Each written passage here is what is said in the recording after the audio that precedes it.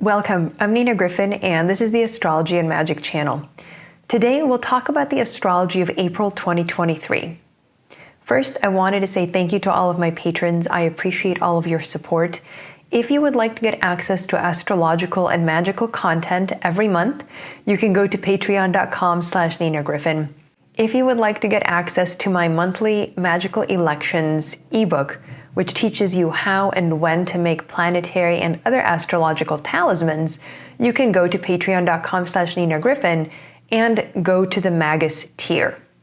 So first, let's do a quick recap of March. There were so many far-reaching changes this month, and I think that many of them we'll only fully appreciate in the rearview mirror. Politically, in March, we saw a realignment between Russia and China, as indicated by Pluto entering Aquarius. China, as the largest or second largest country by population, is Pluto.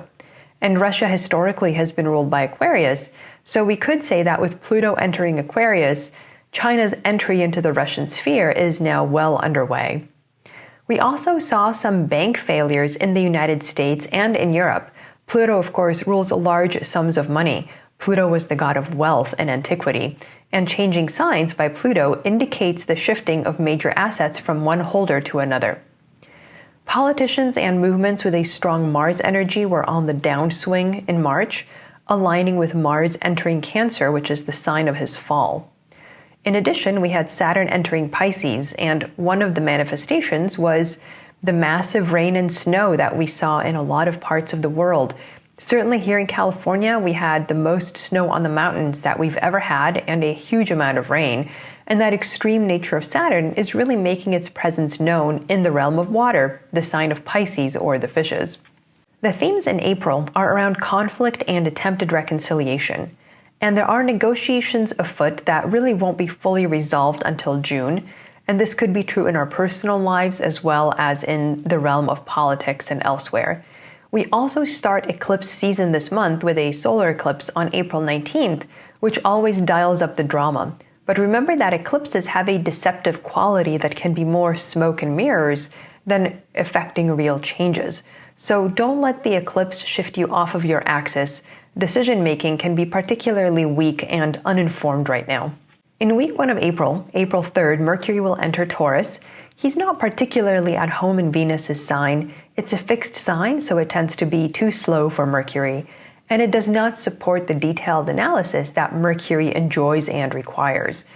In Venusian Taurus, Mercury tends to be more conciliatory and live and let live than in Mars-ruled Aries, so it is a nice change for Mercury, if only because he's a little bit milder and more moderate, although he can be quite a bit more stubborn. On April 5th or 6th, depending on your location, we'll have a full moon at 16 degrees Libra. This is ruled by Venus in Taurus on Algol, which is a very violent and generally negative fixed star. It's sometimes associated with death or mass death. So issues of violence, especially toward women and LGBTQ people, could be happening in the 2 weeks following this full moon.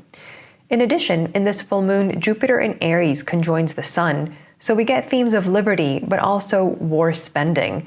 Jupiter and his wealth is now turned toward martial matters. Volatility and danger are therefore big themes for the 2 weeks ahead. April 7th, Mercury will sextile Mars at 6 degrees Taurus and Cancer, and this is the first of 3 of their sextiles this year.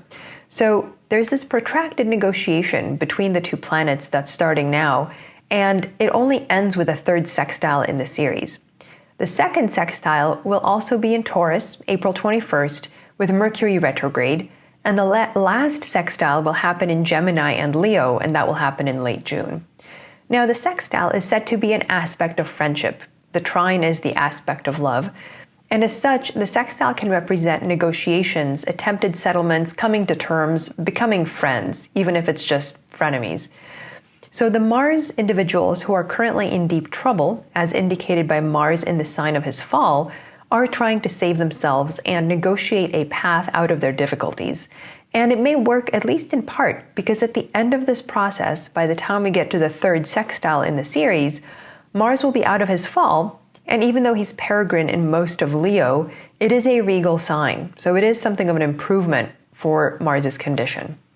In week 2 of April, April 10th, Venus will enter Gemini, so she is leaving her domicile, Taurus, and she is going to be in a so-called generosity with Mercury. It's not true mutual reception between Mercury and Venus because there is no major aspect, they're in adjacent signs.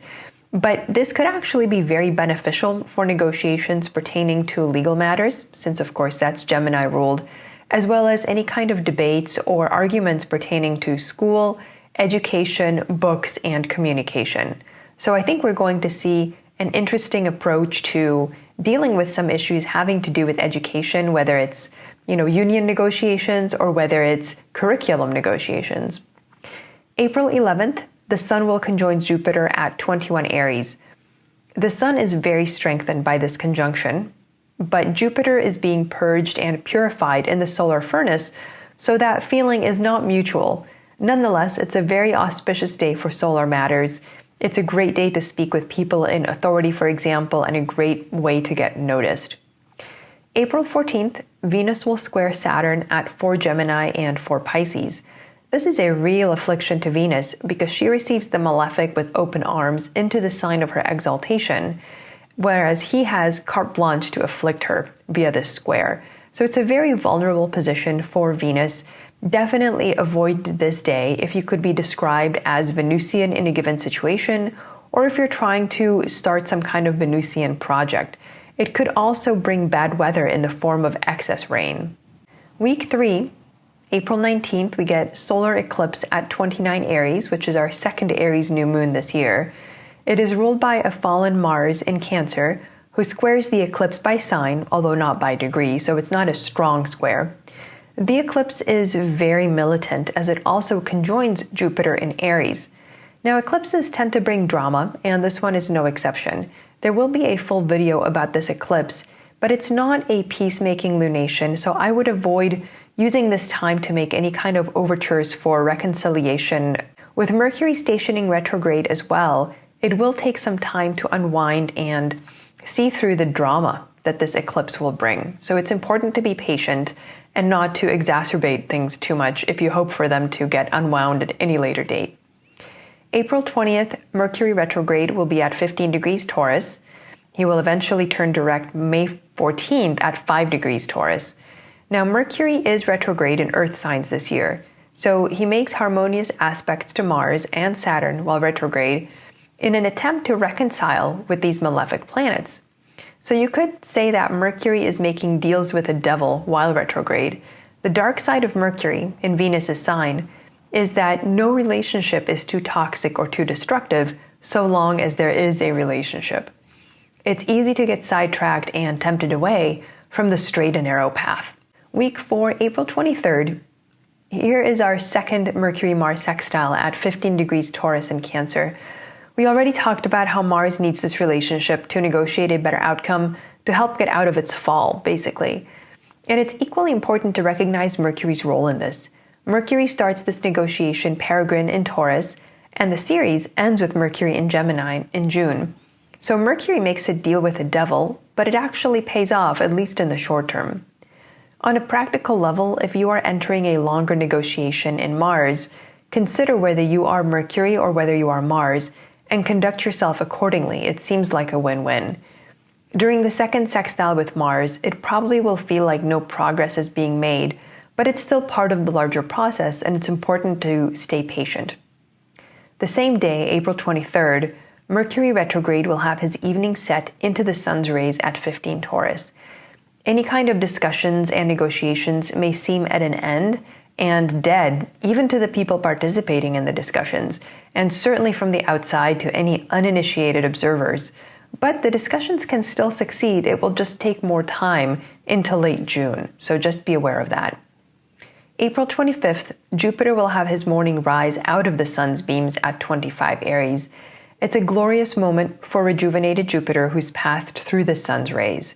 It's certainly a moment to unveil our campaigns for justice, wealth, spirituality, and all jovial matters. To summarize, April is going to bring a significant number of relatively subtle shifts that in retrospect will have added up to more than the sum of their parts. Eclipse season does always bring the drama and makes things and issues and disagreements seem larger than they really are.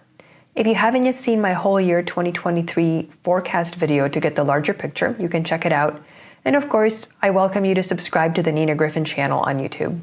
Thanks for watching. I'm Nina Griffin, and this is the Astrology and Magic channel.